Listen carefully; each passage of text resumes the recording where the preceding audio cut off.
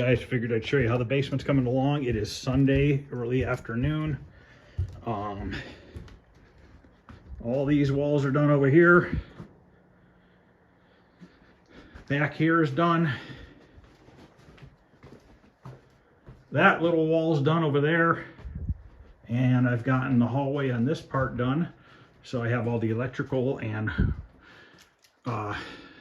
wood on this wall. This wire I need to disconnect from the fuse panel and run it up into the rafters up there behind the Pac-Man and Cubert. That is done, that wall.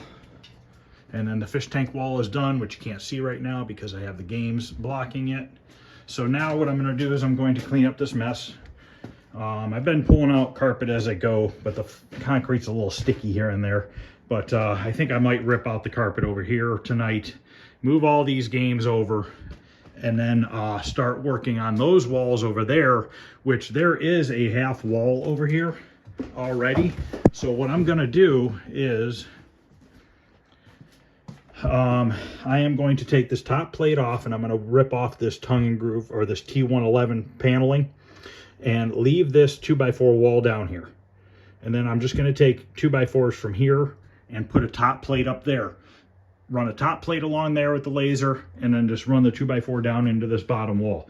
Because these work out to be just under 5 foot tall. So if I buy 10-foot 2x4s, I can cut them in half and get 2 studs per 2x4. So that'll work out well. So yeah, I'm going to work on framing in from this corner around and that wall back there, because those are both concrete. So those are going to get new 2x4 walls built up, and then I can start making the ceiling grid over here once I move 850,000 games. And then after I get those done, then I need to build a 2x3 wall here around the back and down that other side over there, because this used to be a storage closet and there's still stuff in here we got to take out. But the only reason why I'm sticking with the 2x4 wall over here is because it already has the lower part. There's a bunch of wiring run, which I'm going to have to take apart and eliminate some wires, because I can't use most of these plugs here. I'm probably just going to leave 1 or 2 of the original plugs, because it is run with 14-2 wire. 14-2 wire will only handle 15 amps. So I could use it and only run a few games per circuit, but I don't know how I'm going to run that yet. I'll have to get this torn apart, get the and figure it out, and then get the walls framed, do the ceiling, and then I can start putting the tongue and groove on these walls in here. So what I think I might do is get this wall framed up all the way down, and the other wall, get the grid started around the edges so I can get the pine up on these 2 walls. I'm trying to reduce my pile of wood that I have everywhere.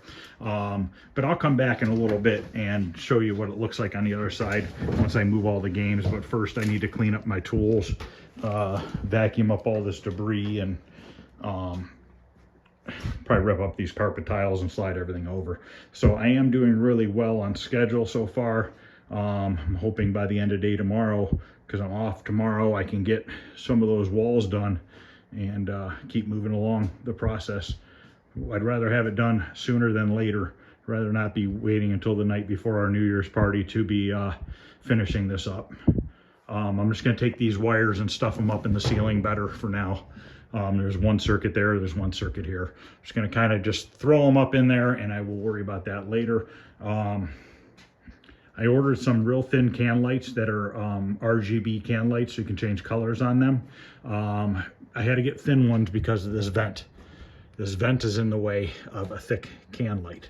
So what I did do is I bought these little stainless steel bowls, which I will show you.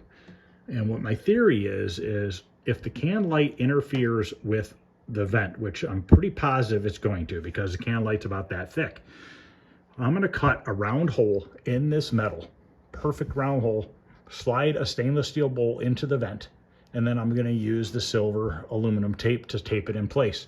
So there'll be a little bit of like a silver bowl, just a couple of them in the vent, but it'll seal back up, it won't leak air, and it'll give me the clearance that I need for the light to go into the ceiling, because I want to kind of evenly space these lights out, and I don't want it to look stupid because of the vent being in the way. And I didn't want to drop the ceiling any lower because it's already just at 7 foot, or just under 7 foot. So I don't want to go any lower on this side. That side's not an issue. That side doesn't have any of these low vents. This is the main vent and the main cold air return.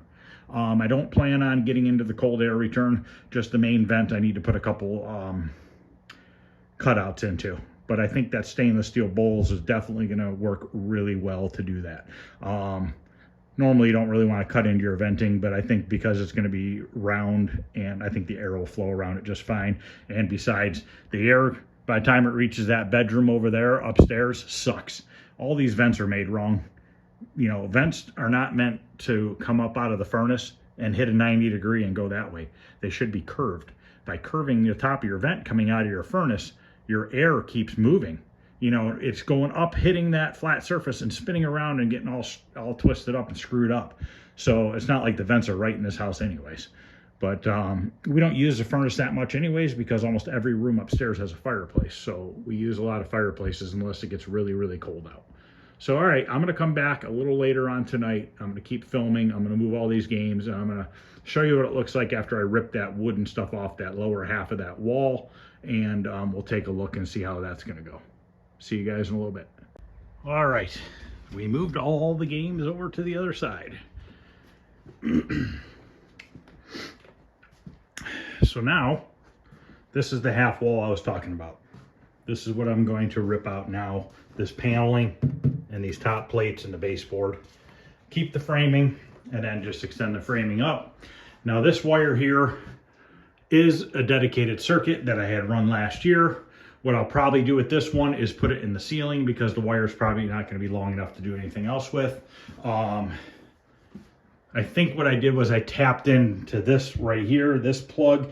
That is possibly on a dedicated circuit. I'm not positive yet. I have to check that.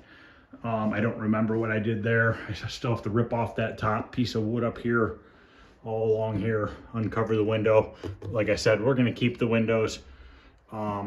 Put brown vinyl over the glass so that it stays dark during the daytime, but I want to be able to open the windows because it gets hot down here. And I plan on putting 4 fans down here in the corners, so that should help keep some air circulating and stuff.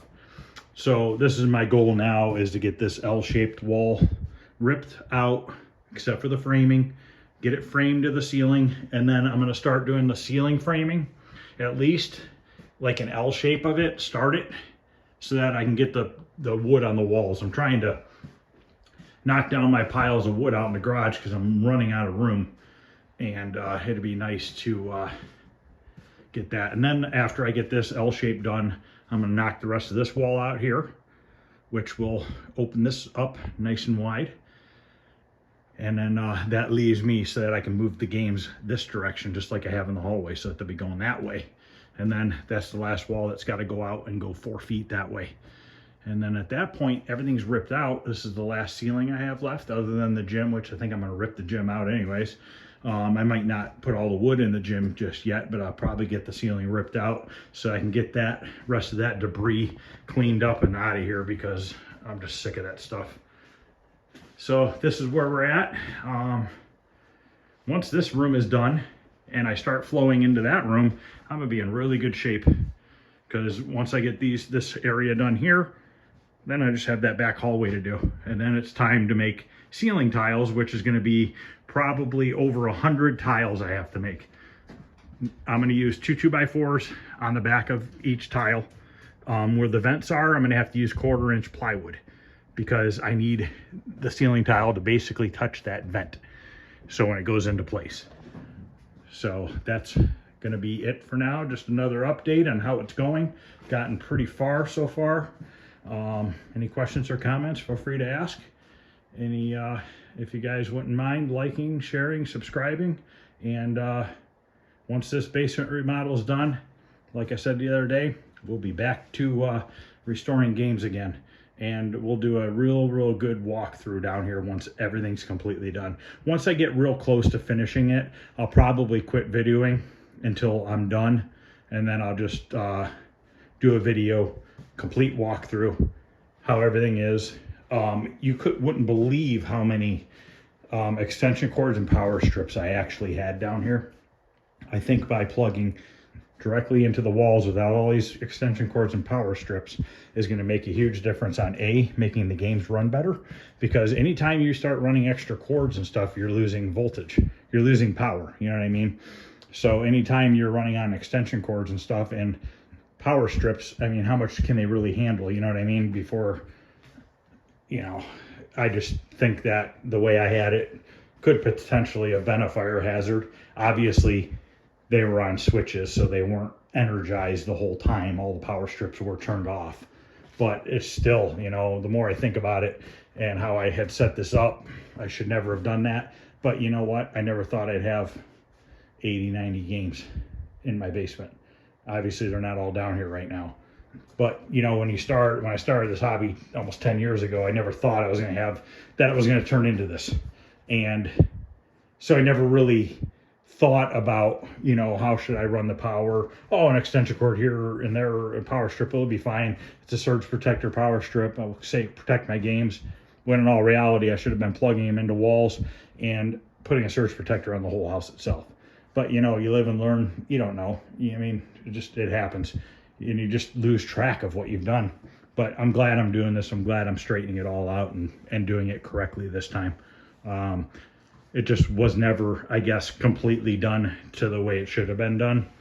Like I said, I just kept collecting and bringing them down here and bringing them down here, and I just never really thought about it, you know. But now that I'm getting into all these older games that I've built, restored, almost everything CRT monitors, you know, which require more power.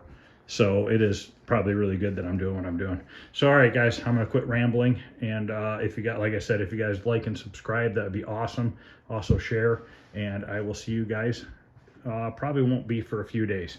I'll actually possibly going to be doing a walkthrough of an arcade or two. We're going to be in Tennessee, Gatlinburg and Pigeon Forge.